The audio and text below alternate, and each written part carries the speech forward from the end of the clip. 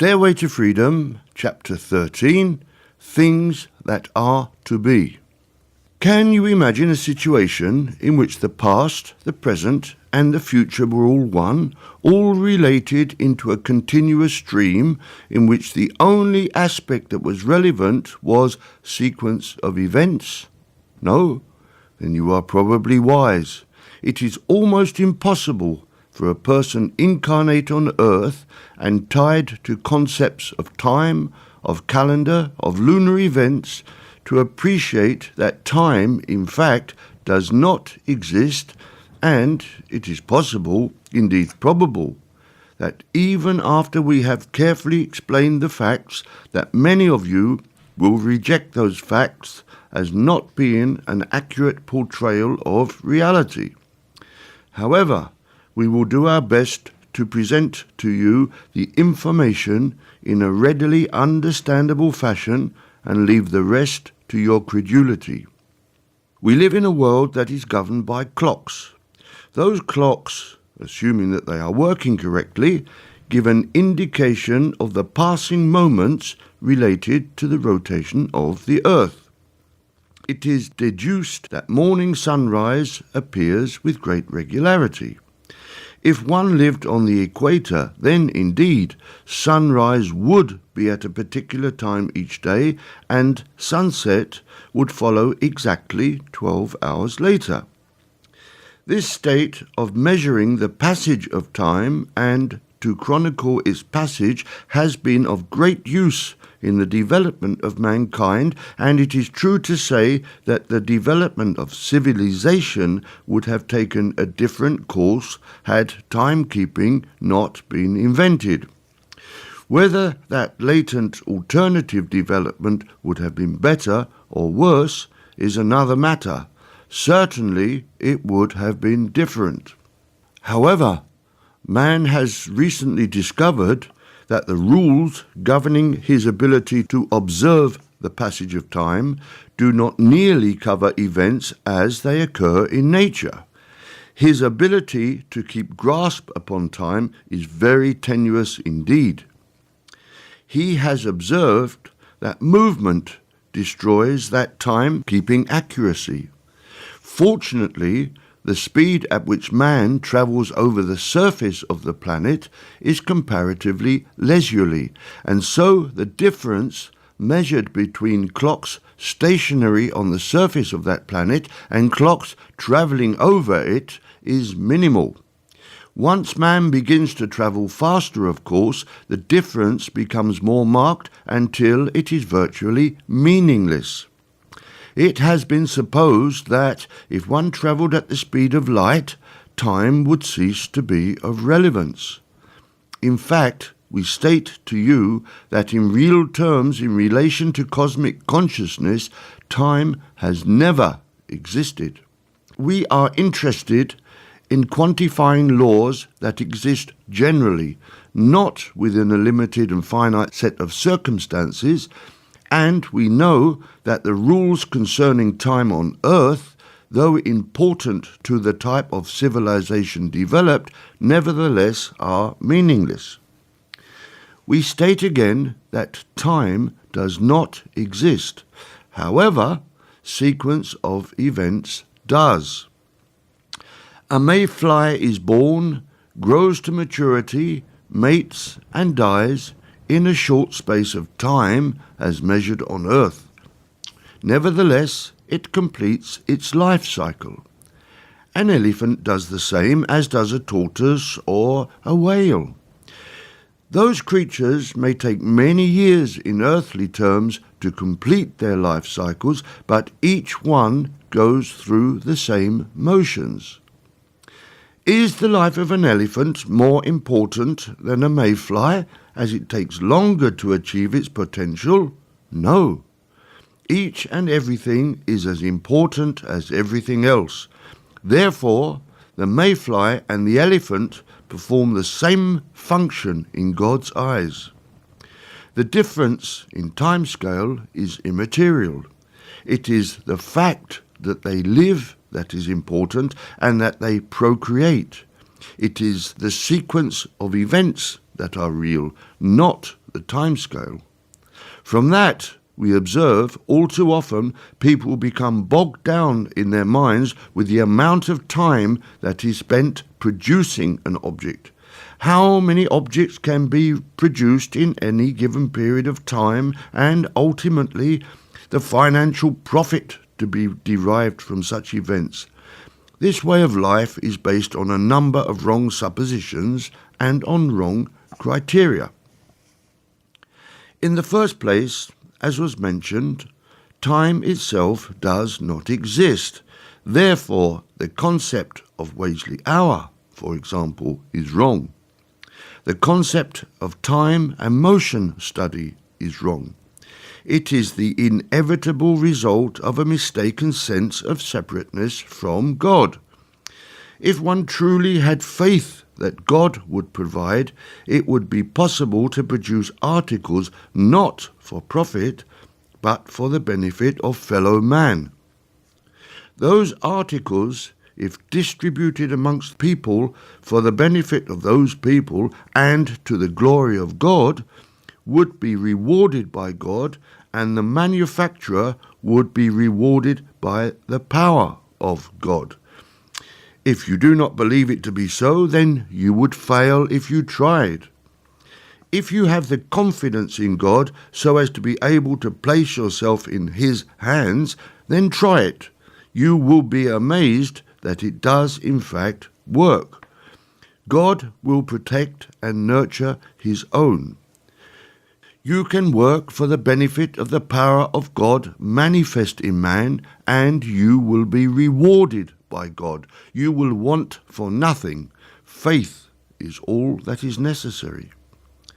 Therefore, we now have two aspects to a life outside of time: sequence of events and faith in God. To that, we add a third.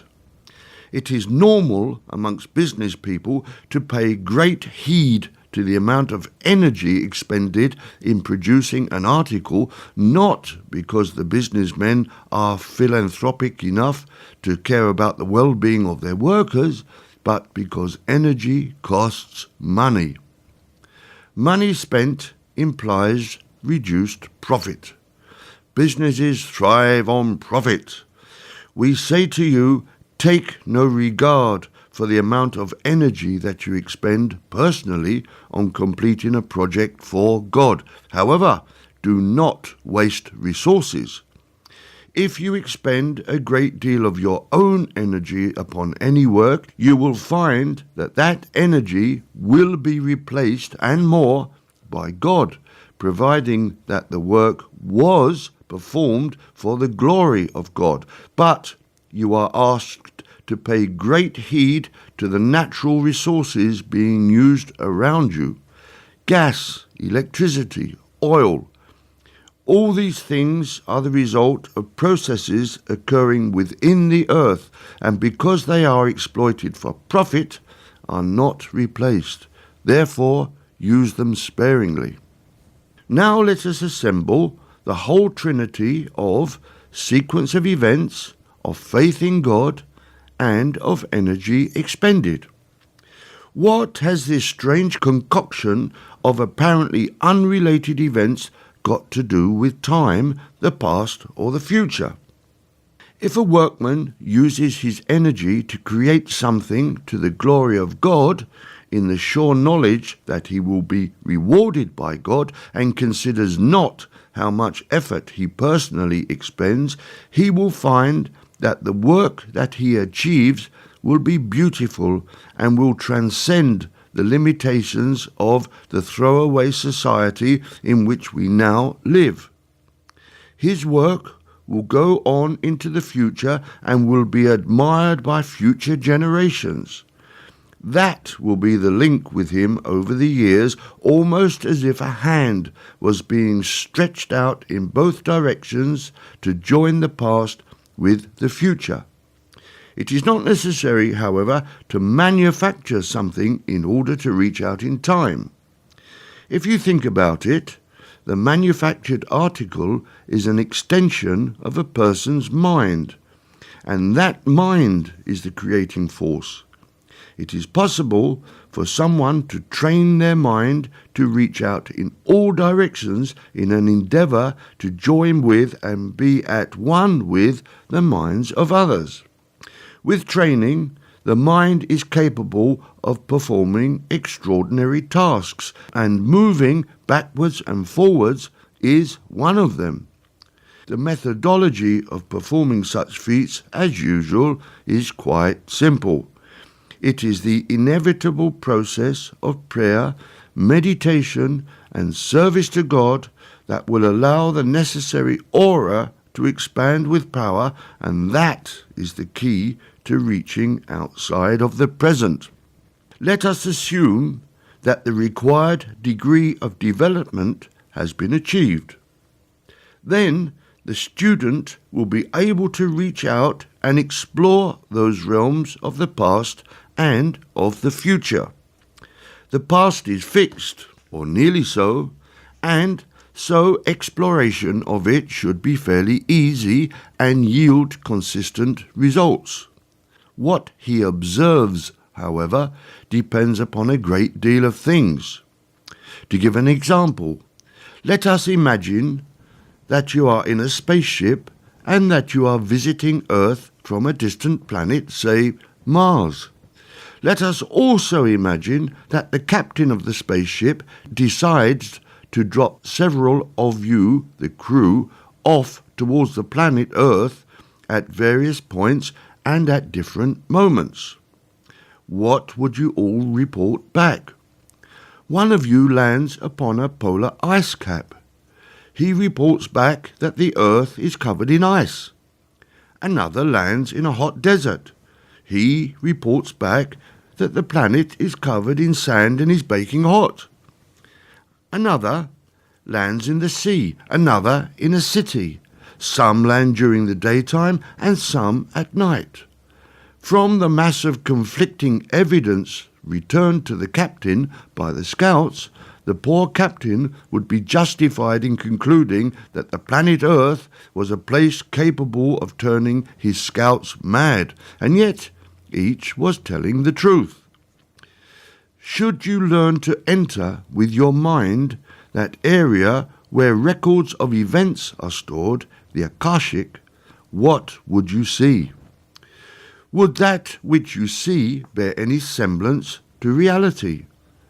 How could you decipher the truth from your observations? The answer, of course, is to proceed with caution, observing all, and refraining from making decisions concerning the veracity of your observations. It is obvious that that which is observed is dependent upon the viewpoint of the observer. The observation is further coloured by the personality of the observer, and lastly, that which is seen could possibly be a figment of the imagination. The last aspect is the most difficult to deal with because it requires that the student acts in a dispassionate manner, putting aside any wants, hopes or fears so that he does not interact with the event being portrayed to him. Should he unconsciously use his imagination to create a vista, then he will be the last to realize it. It will appear real to him, as real as any genuine experience. Therefore, it has been stated that astral travel or any technique related to it should only be taken by those whose feet are firmly on the ground, metaphorically speaking. Imagination is a useful gift for creating works of fiction or for use as a drawing board to plan a future creation, but it is not based on reality. Therefore, for the serious student who wishes to pursue a path through the Akashic record, he must learn to prevent his imagination from contributing images. Should he succeed in so doing, then that which is observed must be real, no matter how bizarre it may seem. However, it may be of no use to the student to examine, for example, a barren wasteland when he may be interested in meeting people in order to gain points of view. Nor would it serve any purpose to investigate a sub-aqua situation when the action that he is interested in is taking place on dry land. So the student must learn to direct his thoughts towards the areas of Akashic record that he does wish to investigate and to disregard any other images observed en route. The technique is, in essential, simple. He merely directs his mind to go to that area and holds his attention fixed until he does.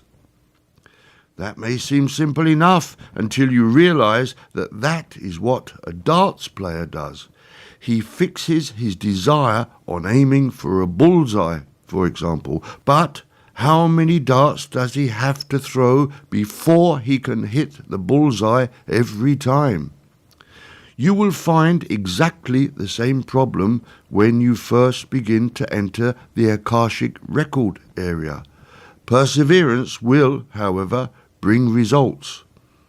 What will you find when you are able to examine those records?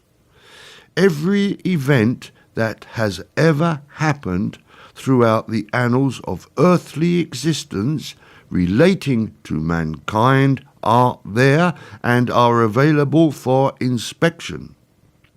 Each planet has round it its own Akashic area, so that, should you wish to examine the record relating to events on Mars or Venus, for example, you could, with training, do so. Interpretation of the viewed events would, however, be difficult to achieve meaningfully. Events close to Earth are more easily made sense of. Therefore, you could view the great battles of the world, the life of Jesus, or a peasant going about his daily chores. Whatever you wish to view, you may. Further, you may interact with those records. Although the images of the past are fixed and finished with, you may take a portion of them and, by using your imagination in a controlled fashion, you may take part in the events occurring. You could, for example, go with Hannibal over the Alps, leading an elephant, or you could help a great surgeon perform an operation.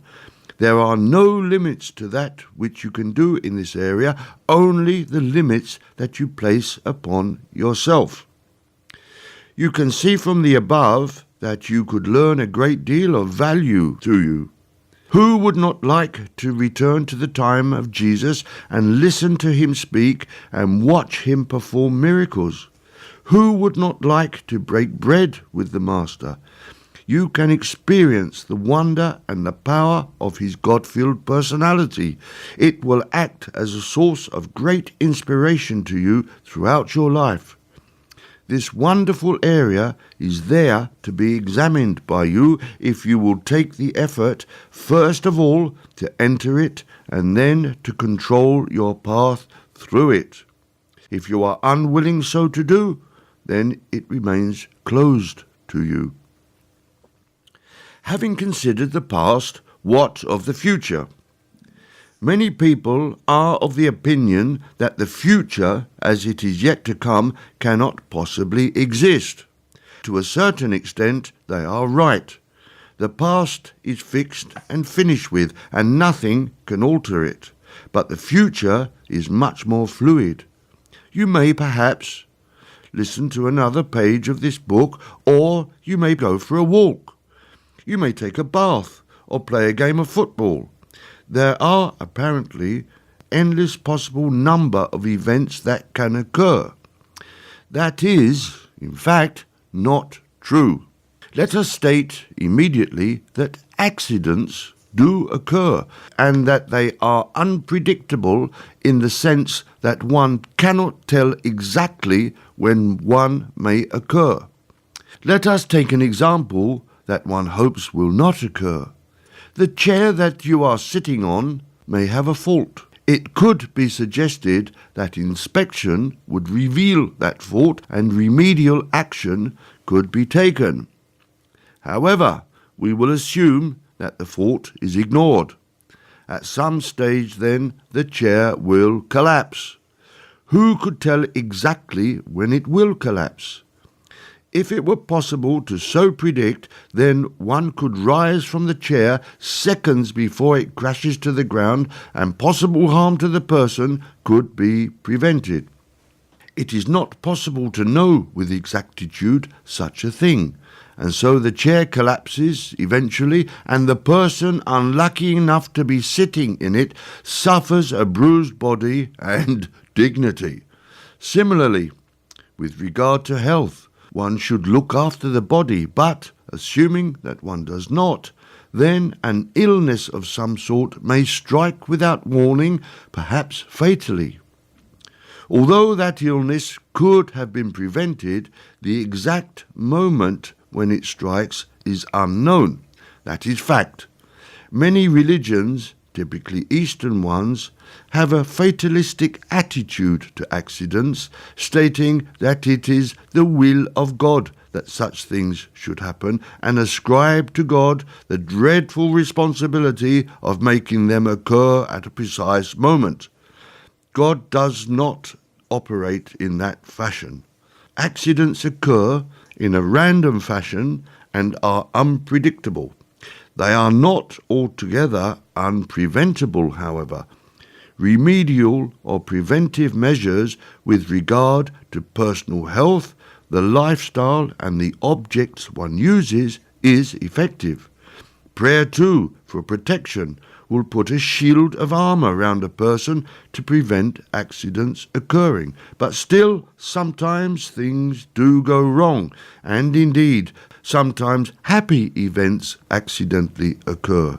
There is always a random element in life. Ignoring accidents for a moment, the possible future of any individual is, to a certain extent, mapped out for that individual long before he incarnated on earth. That person, in conjunction with his guides and advisors, would have decided upon a course of events and actions that were necessary for the development of that person. The aim is to bring the individual to God awareness, but the route decided upon may be long and tedious. The route planned would, of course, not be a random one, but would be designed to complement the areas of personality of the individual that lacked perfection. Then, by the law of mutual attraction, the person who draws certain events towards him actually draws the future unconsciously towards him. Because he is unaware of that future and the areas that require treatment, he may try to stray from the path and into areas that might appear attractive to him. He would meet a dead end on any such path. With gentleness or with violence, the law of mutual attraction would draw him back onto the path that must be walked. Thus, you see, there is indeed a very limited number of variations to the future that lies before a person. Try as he might, he is compelled to walk the path. However, although the path is, in broad terms, mapped out for any individual, there are from time to time crossroads where the path divides, and the person concerned may choose to follow one of two or more futures. The potential futures would not be radically different from each other, but might include interaction with other people. For instance, a person might choose to marry someone, or he might choose not to. He might elect to take employment with a certain business house, or he might choose another. We wish, therefore, for you to understand that there are these possible branches to your future, and it is important for you to make the correct choice. Although, strictly speaking, the laws of karma will ensure that you experience the events that you must experience. However, life can be hard or it can be easy. One can blunder along rather like a blind person probing a route that he cannot see, or one can view the potential futures and select the one that is most suitable. Through the process of meditation, prayer, and devotion to God, an aura fills with power that will act to transport you into the Akashic area at will. Once you have gained access to that area, you may, as was described above, view past events and learn from them. You may also follow the path of your immediate future and examine where that will take you. As you approach a crossroads, you will see clearly the possible futures that are there. By following in your mind those futures one at a time, you can select one that is most suitable for your development.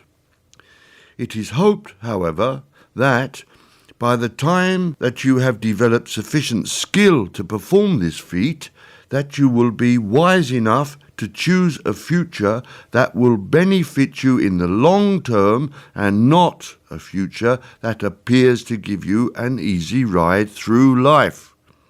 Also, it should be noted that the future is always a little fluid in nature. Although events leading up to a crossroad can be viewed with considerable accuracy, and indeed the events after a crossroad can be examined and largely relied upon, ultimately examination proves to be conjecture as more and more variants come into play. That is not to say that the future cannot be manipulated successfully. Let us imagine that you have examined a series of possible futures and are uncertain as to which one to choose. The course of action is to follow none of them. Sit down and pray to God for guidance. Place yourself in God's hands and allow Him to lead you into the future that is the most promising for you. You may also consult with your guides and helpers, assuming that you have developed the faculty of clairaudience. You will find that God will lead you into the future and you will not go wrong. It may be noted that many people who have no ability to enter the Akashic and have probably never heard of it also place themselves in God's hands and allow Him to lead them into the future. The difference is one of maturity. When you were a child, you allowed your parents to guide you along a street, trusting that you would arrive safely at your destination. Now that you are an adult, you follow your own path and ask for help and guidance only when you are lost. The spiritual path is essentially one of growing up. We encourage you to stop acting like a child and begin to act as a mature adult. We give you eyes to see with, ears to hear, and we give you knowledge of the path that you must take. Then we set you free to walk that path in God and in mature fashion. You cannot make wise decisions without intelligence and knowledge. Few people indeed who have trod the spiritual path have had the knowledge that we make available to you. We cannot give you intelligence, but we have shown you how to develop it. We cannot give you wisdom, but once again, we have shown you how to develop that gift. You are now fully armed to tread the path. You are able to rise in maturity, rise in intelligence, and in wisdom. With those attributes, you may open the door to your future and choose where you want to go. God is everywhere. At the end of each road, He is there. Whether you choose the highway to God or a byway is your decision. Remember that you are not alone. Remember always that you are part of a group, a team, and that team is also on the path to God and cannot arrive at its destination until you arrive. Therefore, enjoy the scenery en route, but do not linger too long enjoying it. You might be delaying the group, and that would be impolite. On the other hand, no one expects unseemly haste. God created the world and all that is. It is a thing of beauty and should be examined and admired. The beauty of the world will enlarge the outlook that you have and will bring you joy. Those of you who rush straight into the arms of God have their reward, but they miss much of the beauty and wonder of God's kingdom. Choose the path that you wish to follow, and follow it in peace, in love, and in the sureness that you will arrive at your destination. You will meet with us en route. We wait to greet you. We lift you up and carry you with us. Be at one with us. Be at one with all mankind and with all life. Be at one with God. In the name of the Almighty, we seal you and send you on wings of spirit. Amen. That is the end of chapter 13 and also the end of the book